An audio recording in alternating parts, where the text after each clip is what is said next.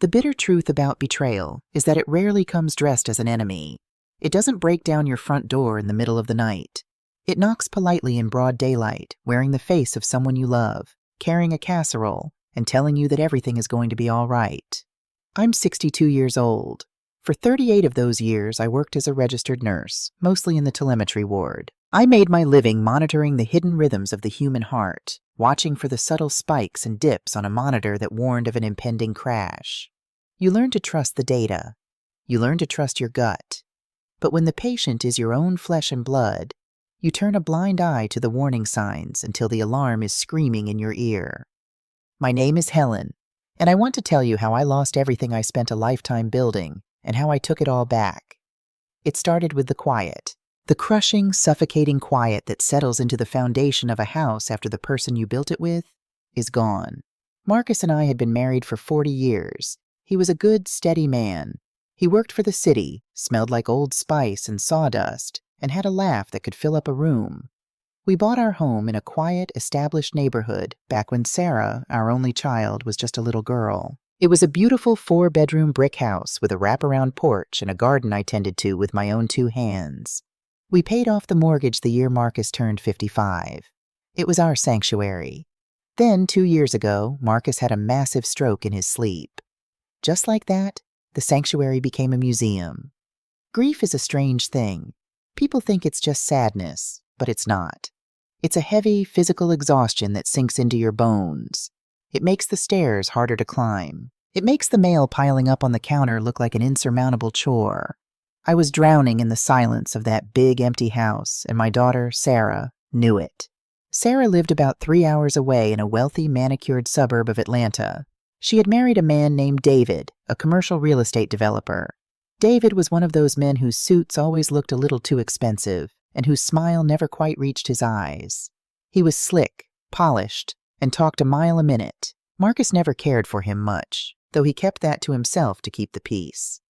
A man who talks that much usually has something to hide, Helen, Marcus used to tell me late at night. I should have remembered that. In the first few months after Marcus passed, Sarah called me every single day. The calls were a lifeline. "Mama, you sound so tired," she would say, her voice dripping with concern over the phone. "You shouldn't be rattling around in that big old house all by yourself. What if you fall? What if you get sick? David and I worry about you constantly." I told her I was fine. I was an independent woman. I had my pension, Marcus's life insurance, and a home I owned free and clear. I had my friend Ruth, a fellow retired nurse who lived a few towns over, who checked on me. But Sarah was relentless. She started bringing my 17-year-old granddaughter, Maya, into it. Maya is a smart, quiet girl. She has Marcus's deep, observant eyes. "Maya misses you, Mama," Sarah would say. "She's starting to look at colleges soon. She needs her grandmother around. We have that big guest suite on the first floor. It has its own bathroom, its own entrance. You'd have your privacy, but you'd have us. We could have Sunday dinners together. You could help Maya with her essays." It was the perfect bait.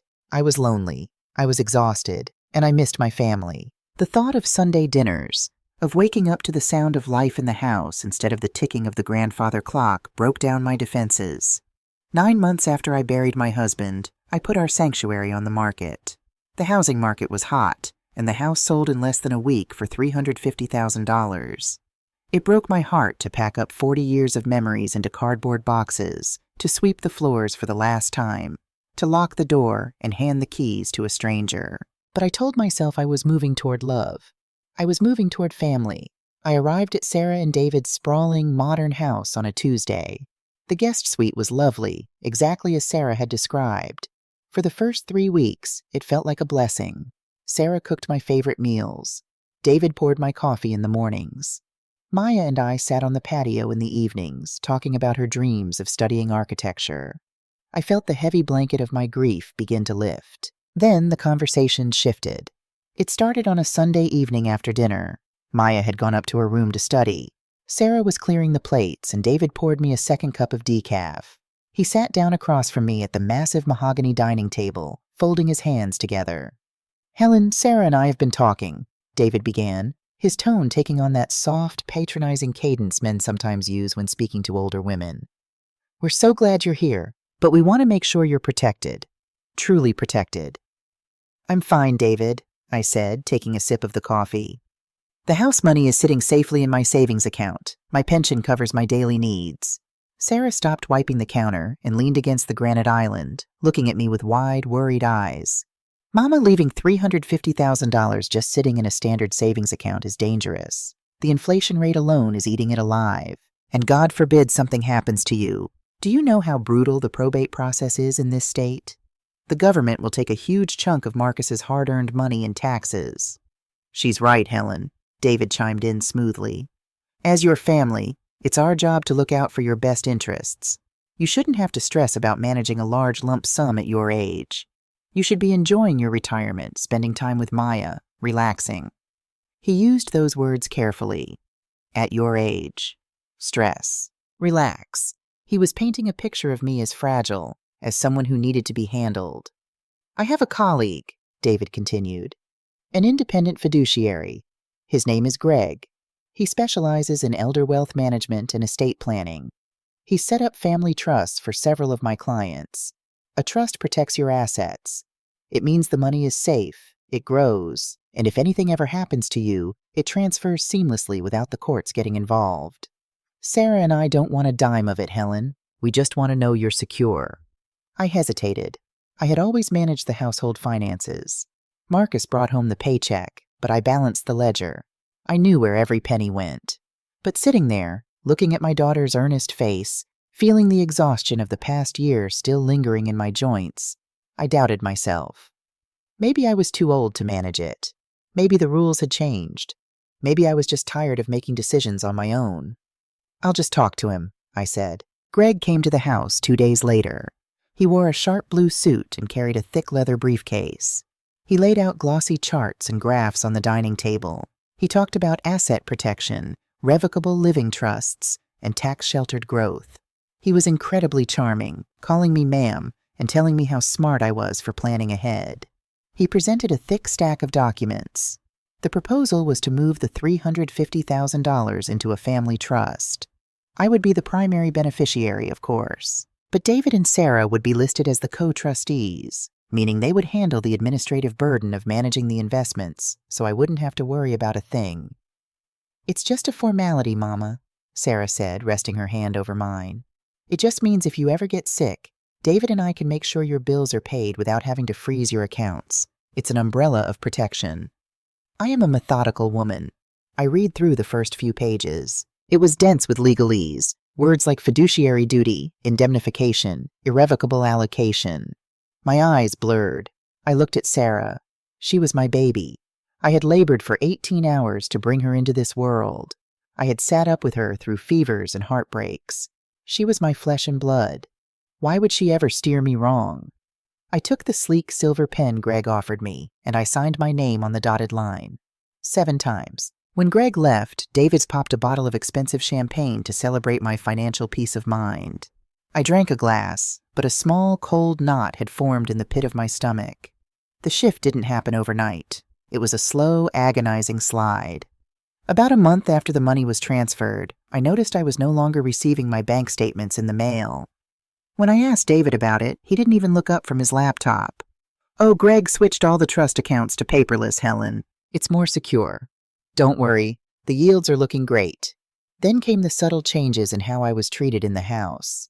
I was no longer a guest of honor. I was a dependent. When I suggested we have salmon for Sunday dinner, Sarah brushed me off. David prefers steak on Sundays, Mama. You know that. When my friend Ruth called to invite me on a weekend church retreat, Sarah intercepted the conversation. Mama, you really shouldn't be traveling right now. Your blood pressure was a little high last week. You need to stay put. I wasn't a prisoner, not physically, but the walls of that beautiful guest suite were slowly inching closer together. I started feeling like a child asking for permission to live my own life. The real breaking point, the moment the blindfold was ripped off my eyes, happened on a rainy Tuesday afternoon. Sarah and David were out at a corporate luncheon. Maya was at school. I was sitting in the living room trying to find a recipe online using an old iPad Sarah had left on the coffee table. The browser was still logged into Sarah's Facebook account. I don't make a habit of snooping, I really don't. But as I went to close the tab, A notification popped up. It was a memory from 10 years ago. I clicked it. It was a photo of David at a college football tailgate. He was younger, holding a red plastic cup, laughing with his arms slung around the shoulders of another young man. They were both wearing matching fraternity windbreakers. I zoomed in on the other man's face.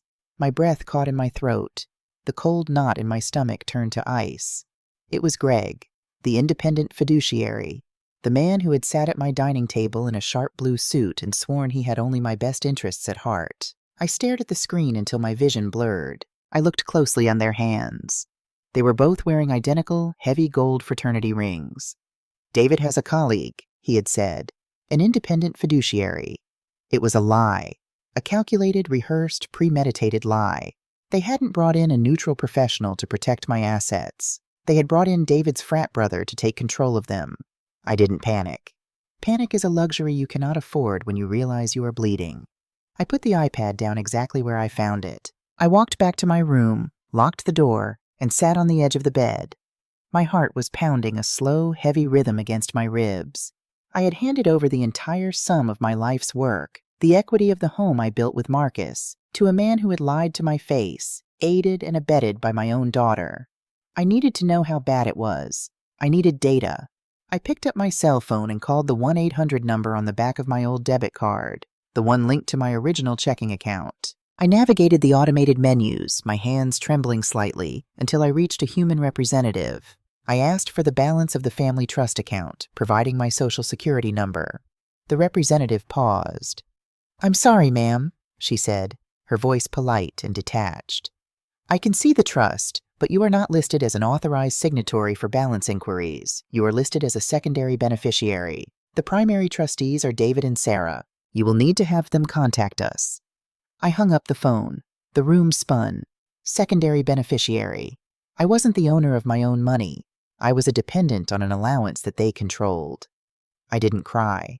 The betrayal was too deep for tears. It felt like someone had reached into my chest and carved out a piece of my soul. But beneath the profound, crushing sorrow, a different emotion began to take root. It was cold. It was sharp. And it felt exactly like survival. I was a 62-year-old black woman who had spent nearly 4 decades keeping people alive in a hospital ward.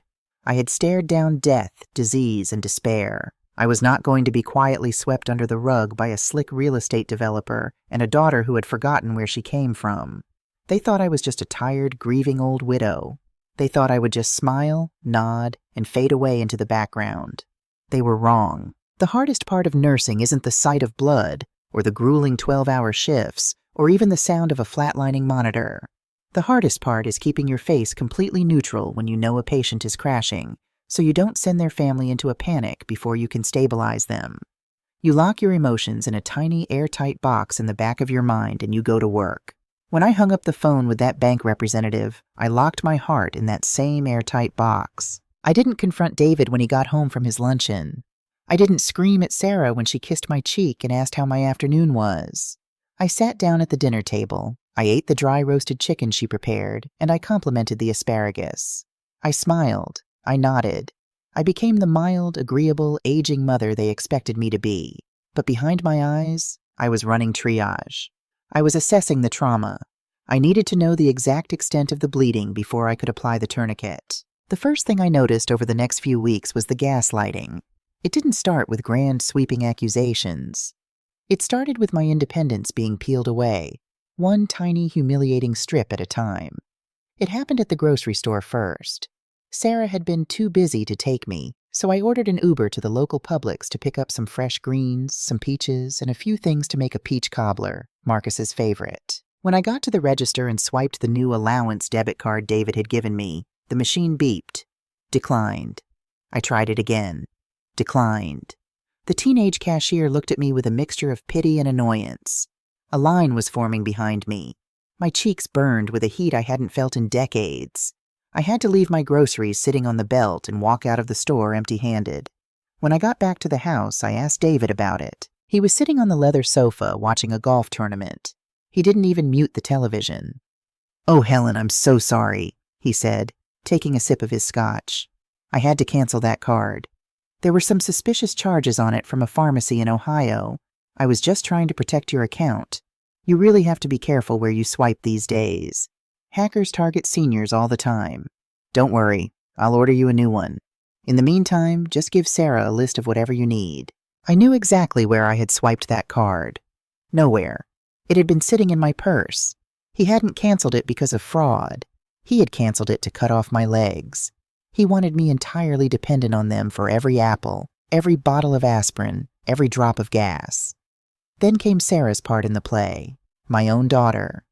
"Mama, did you forget to turn off the coffee pot again?" she asked me one morning, her brow furrowed in exaggerated worry.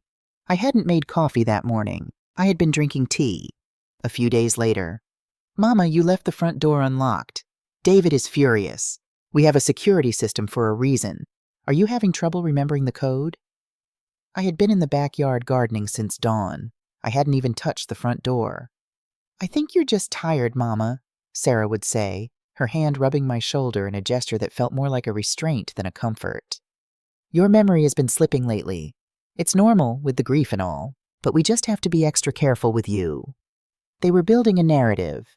Brick by brick, they were constructing a reality where Helen was no longer a competent, sharp-minded former nurse, but a confused, declining old woman who couldn't be trusted with her own keys, let alone her own finances. I needed proof of what they were doing with my money. I needed the paper trail. David kept a home office down the hall from my suite. It was a heavy, masculine room, all dark wood and leather, and the door was always locked. But David was a creature of habit. Every Thursday evening, he played poker with his frat brothers at a cigar lounge downtown. Sarah went to a hot yoga class. Maya was usually at the library. On a rainy Thursday in late October, the house was empty. I walked to the kitchen, opened the drawer where Sarah kept the spare keys, and found the small brass one labeled Study. I unlocked David's office door and stepped inside. The air smelled of expensive cologne and deceit. I didn't tear the place apart. Nursing teaches you to be systematic. I went straight to the sleek black filing cabinet in the corner. It was unlocked. I flipped through the hanging green folders until my fingers brushed against a thick manila tab labeled Helen Trust/Oak Street Development. Oak Street Development. Not an investment portfolio, not a retirement fund. I pulled the folder out and laid the documents flat on his mahogany desk. I put on my reading glasses. It wasn't a trust to protect my assets. The $350,000 from the sale of my home, the home Marcus and I had scrubbed, painted, and paid for with literal blood, sweat, and tears, had been used as a liquid collateral deposit for a massive commercial real estate loan. David's company was trying to buy an entire strip mall in downtown Atlanta, and they had been short on the cash required to secure the financing. He hadn't invested my money. He had gambled it on a high-risk commercial property under his own LLC. If the development failed, the bank would seize my $350,000. I would be left with absolutely nothing. But that wasn't the worst part. That wasn't the part that made my knees give out, forcing me to sink into David's heavy leather chair to keep from hitting the floor. I turned to the final page of the loan agreement. I looked at the guarantor signatures at the bottom. There was David's signature, bold and messy. And right next to it, in neat, familiar cursive, was Sarah's. My Sarah, my baby girl. The child I had braided hair for, the teenager whose college tuition Marcus had worked overtime to pay, the woman I had held while she cried through a difficult pregnancy. She hadn't been tricked by David. She wasn't a victim of his slick talking. She was a co-signer. She knew exactly what she was doing when she sat at my dining room table and told me I needed to be protected. She had looked me dead in the eye, held my hand, and helped her husband steal my life savings to fund their lifestyle. I sat in that dark office, the paper trembling in my hands.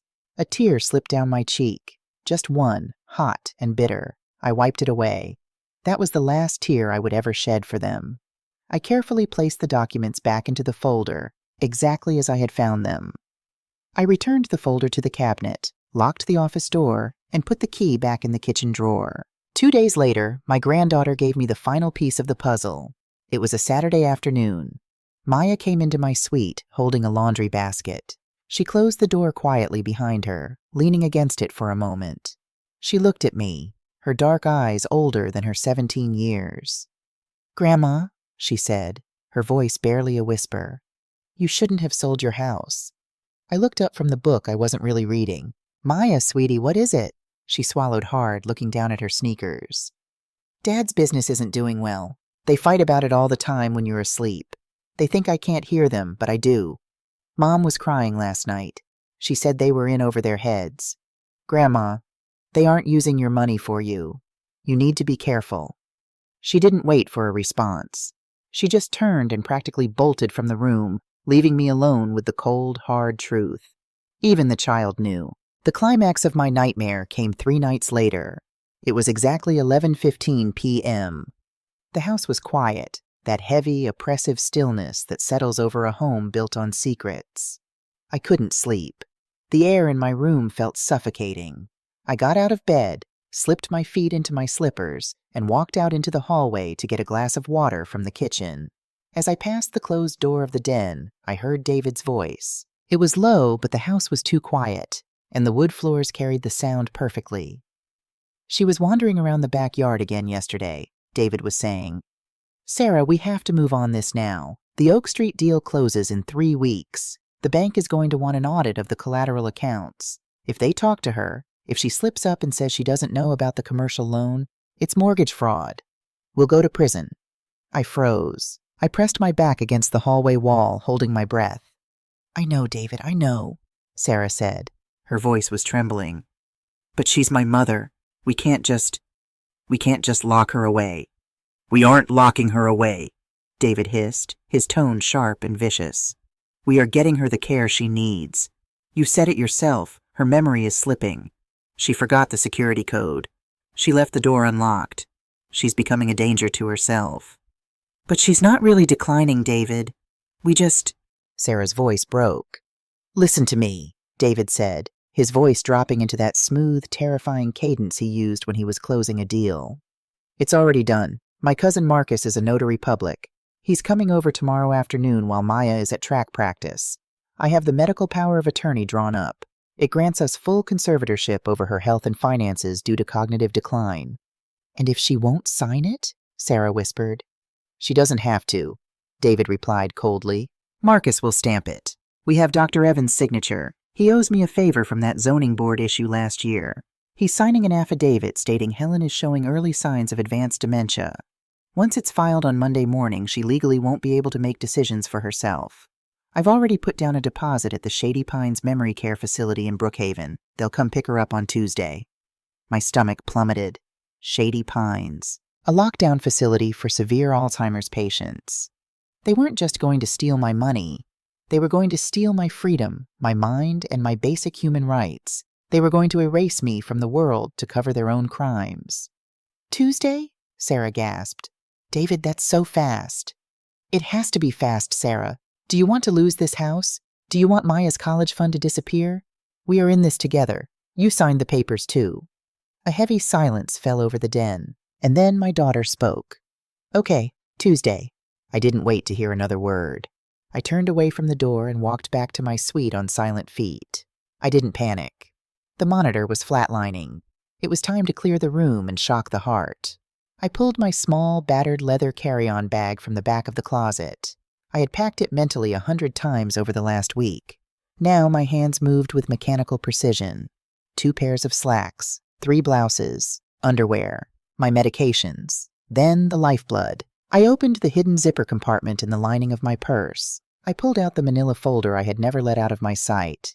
It held my birth certificate, Marcus's death certificate, my social security card, my nursing license, and most importantly, the original notarized copy of my last will and testament. The real one. The one that named nobody as my conservator. I packed my phone charger and the $400 in emergency cash I kept tucked in an old Bible. I changed out of my nightgown and put on a pair of dark jeans, a sturdy sweater, and my walking shoes. I looked around the beautiful guest suite one last time. The plush pillows, the elegant lamps, the soft rugs. It was a gilded cage, and the executioner was coming tomorrow. It was 12:30 a.m.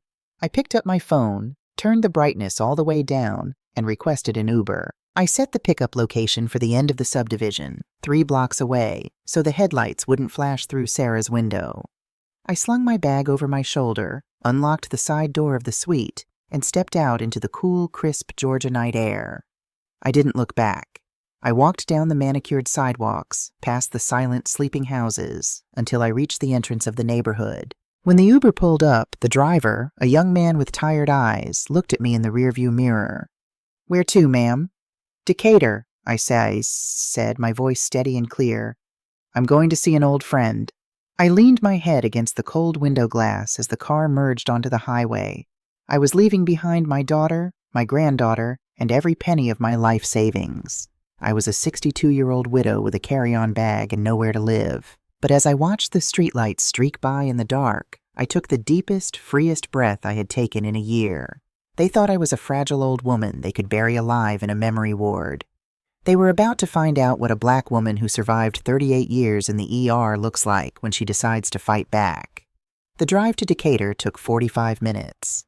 I spent every one of them watching the rain streak across the window, letting the shock wash out of my system. By the time the Uber pulled up to a neat, single-story ranch house with a wraparound porch and perfectly manicured azalea bushes, the trembling in my hands had stopped. I paid the driver, tipped him well, and walked up the front steps. It was nearly 2 in the morning. I pressed the doorbell once. A moment later, the porch light clicked on. The door opened to reveal Ruth, wearing a thick terrycloth robe, her hair wrapped in a silk scarf. Ruth and I had worked the same telemetry floor for 22 years.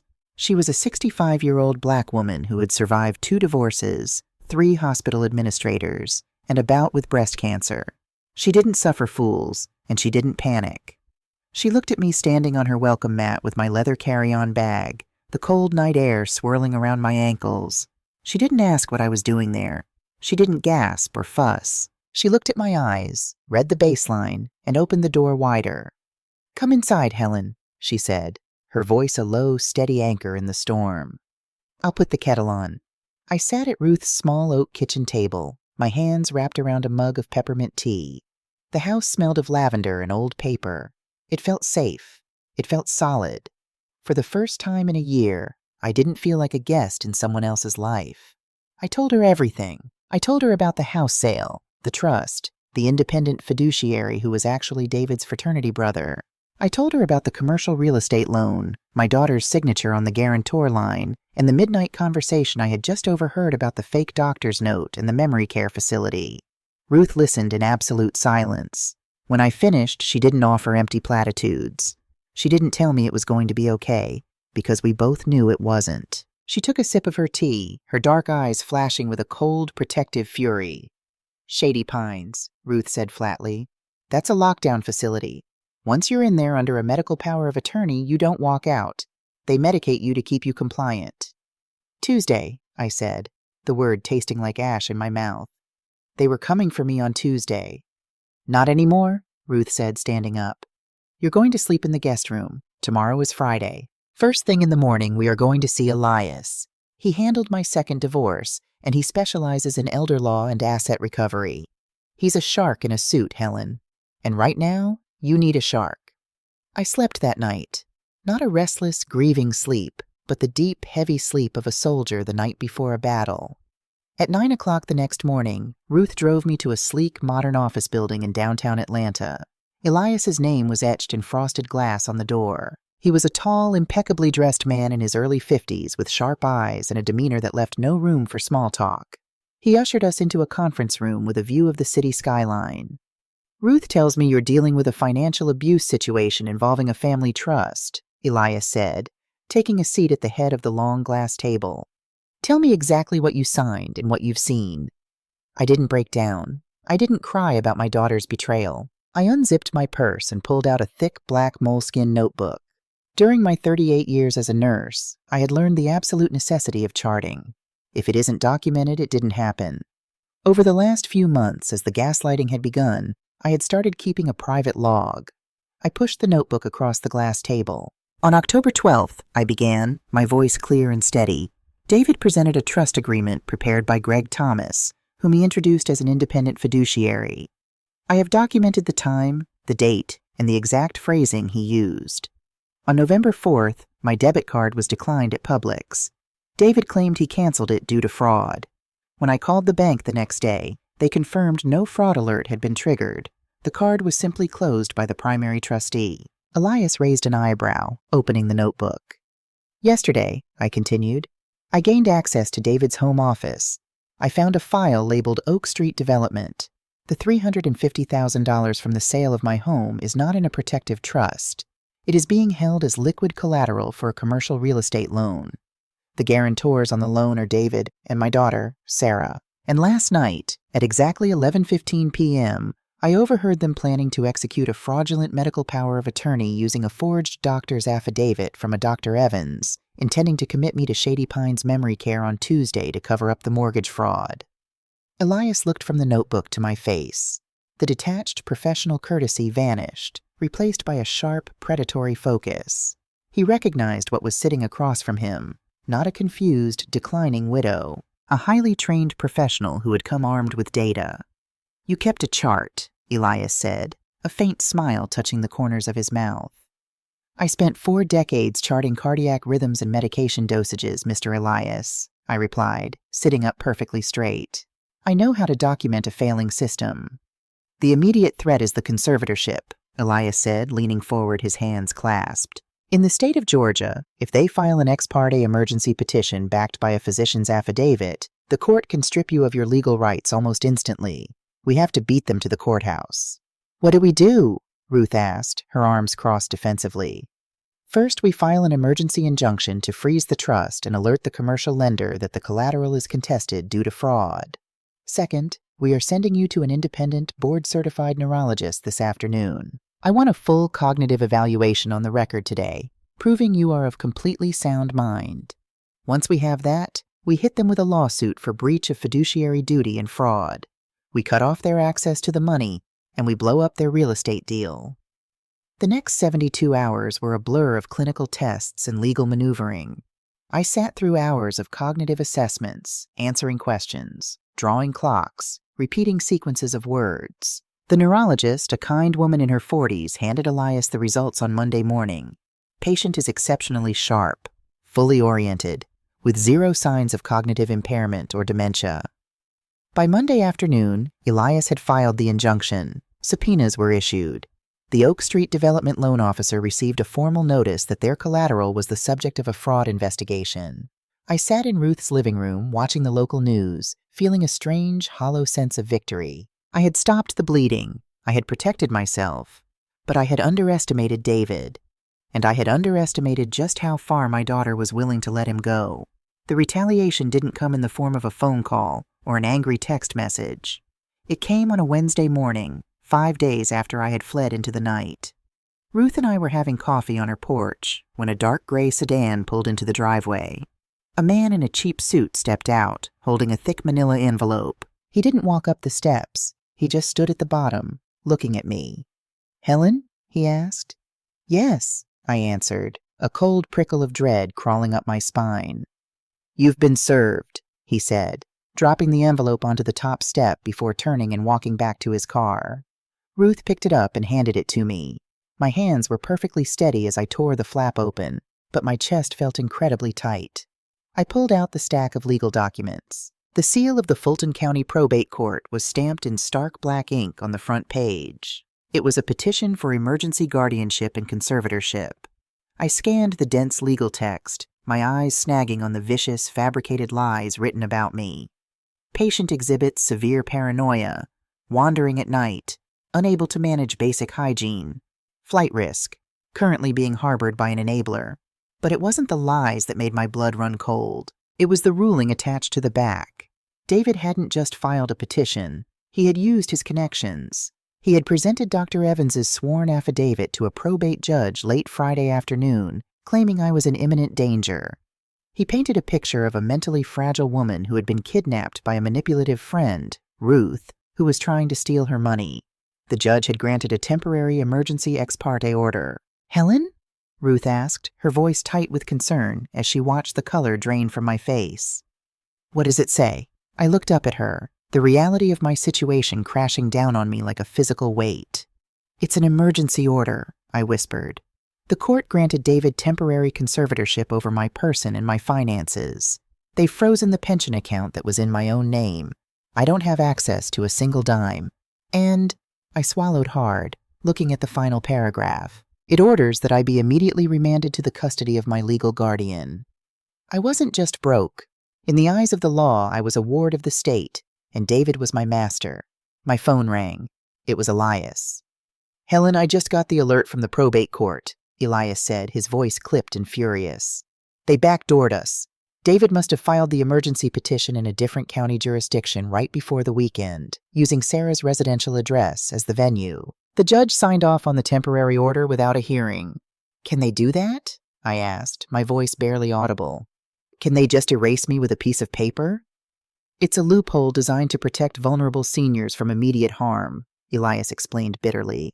"Scammers like your son-in-law use it as a weapon.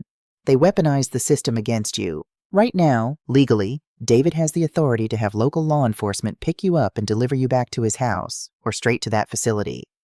"What do we do?" "Lock the doors," Elias commanded. "Do not answer the door for anyone except me. I am filing an emergency motion to quash the order based on the neurologist's evaluation we got yesterday. I'm requesting an immediate evidentiary hearing. But Helen, we are in a knife fight now. They know we've frozen their real estate deal. They are desperate, and desperate people do not play by the rules." I hung up the phone. I looked out at Ruth's quiet, peaceful neighborhood. The morning sun was shining, birds were singing in the azalea bushes, and yet I had never felt more hunted in my entire life. I had spent my whole career saving lives. I had paid my taxes, raised a child, and loved my husband. And at 62 years old, I was hiding in a friend's house because my own daughter had convinced a judge that I was essentially a ghost, incapable of thought, reason, or independence. Ruth walked over and put her hand firmly on my shoulder. "They are not taking you anywhere, Helen. I've got a shotgun in the hall closet, and I know how to use it." I managed a small, bitter smile, reaching up to cover her hand with mine. "We don't need a shotgun, Ruth. We need the truth." I stood up from the porch chair, leaving the legal documents on the table. The shock was gone. The sorrow over my daughter's betrayal had burned away, leaving behind a cold, indestructible resolve. They wanted to play a game of medical records and legal technicalities with a woman who had spent 38 years mastering both. They wanted a fight. I walked into Ruth's kitchen, picked up my black moleskin notebook, and opened to a fresh page. It was time to stop running. It was time to dismantle them, piece by piece. Justice in America doesn't move with the swift, righteous strike of a sword. It moves like a glacier, slow, freezing, and designed to crush everything in its path through sheer, exhausting friction. If you have never been trapped inside the legal system, you might think it happens the way it does on television. A sudden revelation, a banging gavel, and the immediate restoration of what is right. The bitter truth is that the law is a war of attrition. It is fought in sterile conference rooms, in endless email chains between paralegals, and in the agonizing silent weeks where you sit by a window, waiting for the phone to ring. For 3 weeks, I was a prisoner in Ruth's guest room. Elias had managed to file an emergency injunction to stay the probate judge's temporary ex parte order. It meant David couldn't legally send the police to drag me back to his house or lock me inside Shady Pines. But it didn't free me. The court ordered that my assets, every penny of my pension, my checking account, and the $350,000 tied up in the fraudulent trust, remain frozen until a full evidentiary hearing could determine my mental competency. I was a 62-year-old woman who had worked her entire adult life, and I had to ask my friend to buy my toothpaste. I had to watch Ruth write a check from her own retirement savings to cover Elias's retainer fee. The indignity of it tasted like copper in my mouth. David's lawyer, a high-priced litigator with a reputation for bleeding opponents dry, employed a strategy of delay and suffocation. They filed motion after motion, demanding independent psychiatric evaluations, requesting postponements, and burying Elias in paperwork. They were trying to run out the clock. They knew I had no money, and they assumed my spirit would break before my funds did. They wanted me to settle, to agree to a compromise where I signed away half my assets just to regain my freedom. Sarah texted me twice during those 3 weeks. "Mama, please come home. We can fix this. David is so stressed. You're tearing the family apart." I looked at the messages on my phone screen. I didn't reply. I just took out my black moleskin notebook, logged the date and time of the texts, and added them to the file. The turning point, the moment the universe decided to balance the scales, happened on a dreary, rain-soaked Tuesday afternoon. Ruth had gone to the pharmacy. I was sitting at the kitchen table, nursing a cup of black coffee, reviewing a stack of legal affidavits Elias had sent over. When the doorbell rang, I froze. Elias had told me not to answer the door for anyone. I quietly walked to the front hallway and peered through the peephole. Standing on the porch, soaked to the bone in a thin denim jacket, was my 17-year-old granddaughter, Maya. I threw the deadbolt back and pulled the door open. She looked so small, her hair plastered to her forehead, shivering in the cold November rain. She had Marcus's eyes, and right now, they were red and swollen from crying. "Maya." "Sweetheart, what are you doing here?" I asked, pulling her inside and wrapping my arms around her cold shoulders. "How did you get here?" "I took the Greyhound," she whispered, her voice trembling. "I skipped school. Grandma, I had to come." I led her into the bathroom, got her a thick towel, and made her a cup of hot chocolate while she changed into a pair of Ruth's oversized sweatpants. When she finally sat down at the kitchen table, she looked at me with a moral clarity that shattered my heart and healed it all at once. She reached into the pocket of her damp jacket and pulled out a small blue USB flash drive. She placed it on the oak table between us. "They fight every night now," Maya said, staring at the little piece of plastic. "Dad is terrified the bank is going to pull the Oak Street loan because your lawyer flagged it for fraud. He told Mom they might go to jail. Mom just cries and drinks wine." I reached out and covered her hand with mine. "Maya, you shouldn't have to carry this. You are a child. This is between me and your parents." "No, Grandma," she said fiercely, looking up at me. "It's not right. What they did to you. It's evil. I couldn't sleep. I haven't slept since you left. Last Thursday they were screaming in the kitchen. I was sitting on the stairs in the dark. I had my phone. I pressed record." The air in the kitchen grew very still. "You recorded them?" I asked softly. Maya nodded, a single tear slipping down her cheek. "Dad was yelling about Dr. Evans. He said it cost him $5,000 in cash to get that fake dementia diagnosis. He said his cousin Marcus panicked and wanted more money to keep quiet about backdating the notary stamp on the trust." She paused, her breath hitching. "And Mom said they had to push the judge to force you back. She said you were just being stubborn and that you wouldn't need the money where you were going anyway." Hearing the words was like taking a physical blow to the chest. "You won't need the money where you're going anyway." My own daughter. "I brought it to you," Maya whispered, pushing the drive toward me. "I know this means they're going to get in trouble, really bad trouble, but you're my grandmother. And Grandpa Marcus would have never let anyone do this to you, not even them." I stood up, walked around the table, and pulled my granddaughter into a fierce embrace. I held her as she sobbed into my shoulder, carrying the weight of a broken family on her teenage shoulders. In that moment, I realized that Sarah had lost her soul, but my granddaughter had found hers.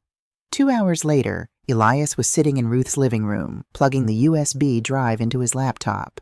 He listened to the 30-minute audio file in complete silence. As a lawyer, he was trained to be impassive, but by the time the recording ended, there was a dangerous, predatory glint in his eye. "Helen," Elias said, closing the laptop with a sharp snap. "In the state of Georgia, only one party needs to consent to a recording for it to be legal. Maya was present in the house. This is admissible." He leaned back, adjusting his cuffs. "We aren't waiting for the evidentiary hearing. We are scheduling a deposition. I want them under oath, on the record, before they realize we have the kill shot." 10 days later, we sat in the sterile, fluorescent-lit conference room of Elias's downtown law firm. A deposition is not a trial. There is no judge. There is only a long table, a certified court reporter clicking away on a stenography machine, and the crushing weight of being under oath. I sat next to Elias, wearing a tailored navy suit I had bought with Marcus years ago. I wore a string of pearls, my hair was perfectly styled, and my posture was as straight as a steel rod. I was not the frail, confused ward of the state they had described in their court filings. I was a professional. Across the table sat David and Sarah. David wore a charcoal custom suit, his hair perfectly slicked back, but the skin around his eyes was tight, and his usual arrogant smirk was missing. Sarah looked awful. She had lost weight, her skin was sallow, and she couldn't bring herself to meet my eyes. She kept dabbing her nose with a tissue, playing the part of the distraught, loving daughter whose mother was losing her mind. Their attorney, a silver-haired bulldog named Vance, opened the proceedings. His strategy was immediately clear: patronize and agitate. "Mrs. Washington," Vance began, his voice dripping with condescension as he leaned over the table. "How are we doing today? Do you know what city we are in right now? Are you feeling confused at all? We can take a break if you're feeling overwhelmed by all these big words." "I am in Atlanta, Georgia, Mr. Vance," I replied, my voice cool, modulated, and carrying the precise authority of a charge nurse giving orders. "The date is November 18th. I am perfectly lucid. My blood pressure is 110/70, and I do not require a break. Please proceed." Vance blinked, clearly thrown off by my tone. He quickly recovered. "Well, Mrs. Washington, we are here because your family loves you. They are deeply concerned about your cognitive decline. You've been exhibiting paranoia, accusing your dedicated son-in-law of stealing, wandering out of the house in the middle of the night." "Objection," Elias cut in smoothly. "Counsel is testifying. Ask a question." For the next hour, Vance tried to corner me. He asked about the trust, trying to twist my words to suggest I had willingly handed over my estate because I felt I could no longer manage it. I didn't argue. I didn't get emotional. I just opened my black moleskin notebook. On October 12th, at approximately 7:15 p.m., I read aloud, looking directly at David. David told me, quote, "A trust protects your assets. It means the money is safe, it grows, and if anything ever happens to you, it transfers seamlessly." He explicitly omitted that the funds would be used as liquid collateral for Oak Street Development, LLC. Furthermore, he introduced Greg Thomas as an independent fiduciary, deliberately concealing their 10-year relationship as fraternity brothers. David's jaw tightened. Vance held up a hand. "Mrs. Washington, anyone can write notes after the fact to fit a paranoid delusion." Elias smiled. It was not a nice smile. "Let's address the delusion, shall we?" Elias pulled a thick, bound document from his briefcase and slid copies across the table. "This is a comprehensive neurological evaluation conducted by Dr. Eris Thorne, head of neurology at Emory University Hospital. It includes MRI scans, cognitive stress tests, and a psychiatric workup. Dr. Thorne concludes that Mrs. Washington possesses, quote, exceptional cognitive function, superior recall, and absolutely zero biological or psychological markers for dementia." Sarah let out a small gasp, staring at the medical report. "Furthermore," Elias continued, his voice dropping to a dangerous, quiet register, "we have reviewed the affidavit submitted by Dr. Evans to the probate court, the one that granted your client's temporary conservatorship." Elias reached into his briefcase again. He didn't pull out paper this time. He pulled out the small blue USB drive and placed it gently in the center of the glass table. David stared at the plastic drive. The color began to drain from his face. "At this time, we are entering Exhibit F into the record," Elias announced to the court reporter. "This is an audio recording taken from inside the primary residence of the defendants on the evening of November 5th. Elias opened his laptop, inserted the drive, and pressed play. The audio was slightly muffled, but in the dead silence of the conference room, the voices echoed like gunshots. "Dad was yelling about Dr. Evans," David's recorded voice spat out. "He said it cost him $5,000 in cash to get that fake dementia diagnosis. He said his cousin Marcus panicked and wanted more money to keep quiet about backdating the notary stamp on the trust." Sarah clamped a hand over her mouth, a strangled sob escaping her throat. The recording continued. Sarah's own voice filled the room. "She won't need the money where she's going anyway." Elias paused the recording. The silence that followed was so absolute, so suffocating, it felt like the air had been sucked out of the room. David looked like he was going to vomit. His perfectly slicked facade had completely collapsed. He looked at the blue flash drive, then he looked at Sarah, panic wild in his eyes. Sarah, however, was looking at me. Her face was contorted in absolute horror. She wasn't just realizing that she was caught. She was realizing how she was caught. There was only one person in that house who could have recorded that argument. "Maya!" Sarah choked out, the name ripping from her throat like jagged glass. She looked at me, tears streaming down her face, begging for me to deny it. "Mama, did Maya—" I looked at my daughter, the child I had carried, birthed, and loved with every fiber of my being. I looked at the woman who was willing to lock me in a psychiatric ward to cover her husband's debts. I felt nothing. The airtight box in my mind remained perfectly sealed. "Your daughter," I said, my voice as cold and hard as the granite tombstone on Marcus's grave, "is the only person in your house with a shred of moral decency left. She saved my life." Vance, the aggressive bulldog attorney, was staring at his own clients with a look of pure, unadulterated disgust. In the legal world, there are civil disputes, and then there are felonies. He had just been handed undeniable proof of medical fraud, forgery, bribery of a physician, and perjury. Vance slammed his pen down on his legal pad. He looked at Elias, his bravado entirely gone. "We need a recess," Vance said tightly, standing up and aggressively buttoning his suit jacket. "Immediately." "Take all the time you need, counsel," Elias replied casually, closing his laptop. "But let me be absolutely clear about our position before you leave this room. We are no longer negotiating the return of the trust. We are giving you 24 hours to voluntarily dissolve the conservatorship and release every dime of Mrs. Washington's assets." Elias stood up, towering over the table. "If that money is not wired back into an account of her choosing by tomorrow afternoon, I am walking this audio file, the forged notary documents, and the medical records directly into the Fulton County District Attorney's office. I will personally see to it that your clients are indicted for elder abuse, grand theft, and conspiracy to commit fraud. They won't just lose the Oak Street development. They will serve time in a federal penitentiary." David couldn't even stand up. He was gripping the edge of the table, his knuckles white, his breathing shallow and erratic. Sarah broke down entirely. She slumped forward onto the glass table, burying her face in her arms, sobbing uncontrollably. The sound of her weeping filled the sterile room, echoing off the walls. It was the sound of a life shattering into a million irreparable pieces. I stood up, smoothed the skirt of my navy suit, and picked up my purse. I didn't say goodbye.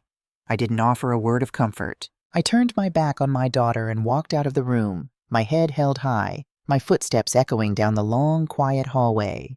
The bleeding had stopped. The surgery was over. Now there was nothing left to do but clean up the mess. The end of a war rarely looks like a parade. There are no marching bands, no confetti, no triumphant speeches. The end of a war looks like a wire transfer notification on a Tuesday morning, a stack of legal documents signed in cold ink, and a quiet, profound exhaustion that settles into the marrow of your bones. Exactly 18 hours after we walked out of that conference room, Elias called me. I was sitting at Ruth's kitchen table, watching a blue jay land on the bird feeder outside the window. "Helen," Elias said, his voice crisp and victorious over the phone, "the conservatorship petition has been formally withdrawn with prejudice. The trust has been dissolved. And your $350,000 plus legal fees has just cleared into your new independent account." I closed my eyes. I let out a breath I felt I had been holding for months. "And the DA?" I asked. "I handed the file over to the district attorney's office this morning," Elias replied. "The forgery of the notary stamp and the bribery of Dr. Evans are out of our hands now. It's a criminal matter. The state will prosecute." I thanked him, hung up the phone, and looked across the table at Ruth. She just nodded, stood up, and poured us both a fresh cup of coffee. We didn't celebrate. You don't celebrate surviving a house fire when the house that burned down was your own family. The fallout was swift, and it was brutal. Cowards, I have learned, do not stay to clean up the messes they make. When the bank pulled the Oak Street development loan due to the fraud investigation, David's commercial real estate company collapsed in a matter of days. He was facing multiple felony charges, an SEC investigation, and complete financial ruin. But David didn't face the music. 4 days after the deposition, while Sarah was meeting with a criminal defense attorney, David emptied their remaining joint checking accounts, packed a suitcase, and boarded a flight to Costa Rica. He left his wife with a mountain of debt, a looming criminal indictment, and a foreclosed mansion. He left his daughter without a word. I didn't feel a shred of pity for him. My heart was a vault, and he had permanently lost the combination. But the hardest day of my life wasn't the day I buried my husband. It wasn't the day I fled my daughter's house in the middle of the night. The hardest day of my life happened 3 weeks later, on a cold, overcast Thursday afternoon. I had just moved into my new place, a bright, modest 2-bedroom condo on the ground floor of a quiet community in Decatur. I had bought it outright with my recovered funds. It smelled of fresh paint and pine sol. I was unpacking a box of Marcus's old books in the living room when there was a knock at the door. I didn't have to look through the peephole to know who it was. I opened the door, and there stood Sarah. If I hadn't known she was 34 years old, I would have thought she was 50. She looked entirely broken. Her expensive highlights were growing out, her skin was pale and drawn, and she was wearing a wrinkled coat that looked like she had slept in it. "Mama," she whispered, her voice cracking. I didn't invite her in. I stood in the doorway, blocking the entrance. "Sarah!" She burst into tears, the kind of ugly, desperate sobbing of a child who has finally scraped her knee too hard. "Mama, please," she begged, gripping the doorframe. "David left. He took everything. The bank is taking the house on Friday. My lawyer says I could serve actual prison time for the medical affidavit. I have nothing, Mama. I have absolutely nothing."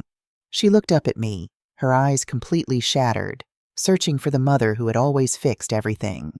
The mother who had kissed her bruised knees, paid off her credit cards in college, and always offered a soft place to land. "You have to help me," Sarah pleaded, reaching out to touch my arm. I stepped back, out of her reach. "I'm your daughter.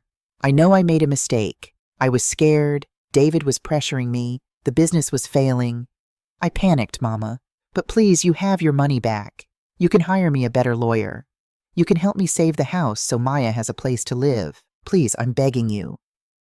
It would have been so easy to let her in. It is against every biological instinct of a mother to watch her child drown and not throw them a life preserver.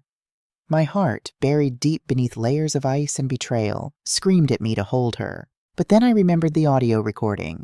She won't need the money where she's going anyway. She hadn't panicked. She had calculated. She had weighed the value of my freedom against the value of her lifestyle, and she had chosen to throw me away. I looked at my daughter, and the ice in my chest settled into solid granite. "Maya is fine," I said quietly. "Elias helped me set up an irrevocable educational trust for her. It covers her college tuition and her housing. She is moving into the dorms at Spelman next fall. She will never have to depend on you or David for her future." Sarah blinked, confusion cutting through her tears. "But what about me? Where am I supposed to go?" "I don't know, Sarah," I said, my voice perfectly steady, empty of all anger and all comfort. "You are 34 years old. You made a choice to forge documents, to lie to a judge, and to try and lock your own mother in a psychiatric ward for a paycheck. You chose that bed. Now you have to lie in it." "You can't do this," she cried, her sorrow flashing into sudden desperate anger. "You're my mother. You're supposed to forgive me." "I do forgive you," I said softly. And it was true. I didn't hate her. Hate requires energy I refuse to spend on her. But forgiveness does not mean I am going to save you from the fire you set yourself. And it does not mean you get to be in my life anymore. "Mama, please." "I have nothing left to give you, Sarah," I said. "Goodbye." I closed the door. I listened to the latch click into place. I stood in the entryway for a long time, listening to her sob on the other side of the wood, until finally her footsteps faded away down the walkway. I walked into my small kitchen, poured a glass of cold water, and drank it. The quiet in my condo didn't feel heavy. It didn't feel suffocating. It felt like peace. It has been 2 years since that day. I am 64 years old now. My condo is filled with the things I love. I have an African violet in the kitchen window that blooms twice a year. I have Marcus's books on the shelves.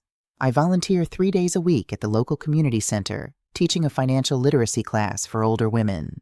Maya visits me every Sunday. She is a sophomore at Spelman, studying pre-law. She sits at my kitchen table, eats my peach cobbler, and tells me about her classes. She is brilliant and sharp and fiercely independent. She has a moral compass that points true north, and she is the greatest joy of my life. Sarah pleaded out to a lesser charge of conspiracy to commit wire fraud. She served 6 months in a minimum security facility and is currently on probation, working as a receptionist at a dental office. We do not speak. We do not write. To some, that might sound tragic, but to me, it is simply the cost of survival.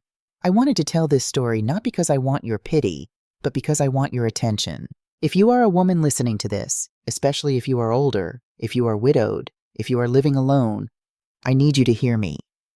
We are raised to believe that family is our ultimate safety net. We are taught that to be a good mother, a good grandmother, we must be endlessly sacrificing. We give our time, our energy, and our life savings because we believe that love is enough to protect us. But love and trustworthiness are not the same thing. Someone can love you and still ruin you. Someone can love you and still convince themselves that they need your money more than you need your independence. Greed is a loud voice, and under the right pressure, the people you raised can justify terrible things in the dark. Do not let your grief make you blind. Never apologize for asking questions. Never feel guilty for demanding to see the bank statements. Do not let anyone, not a slick financial advisor, not a smiling son-in-law, and not your own flesh and blood, rush you into signing a document you haven't had your own independent attorney read first. Keep your original will, your birth certificate, and your financial records in a place only you can access. Know your account numbers. Pay attention when your mail stops arriving. Pay attention when people start treating your money as family money.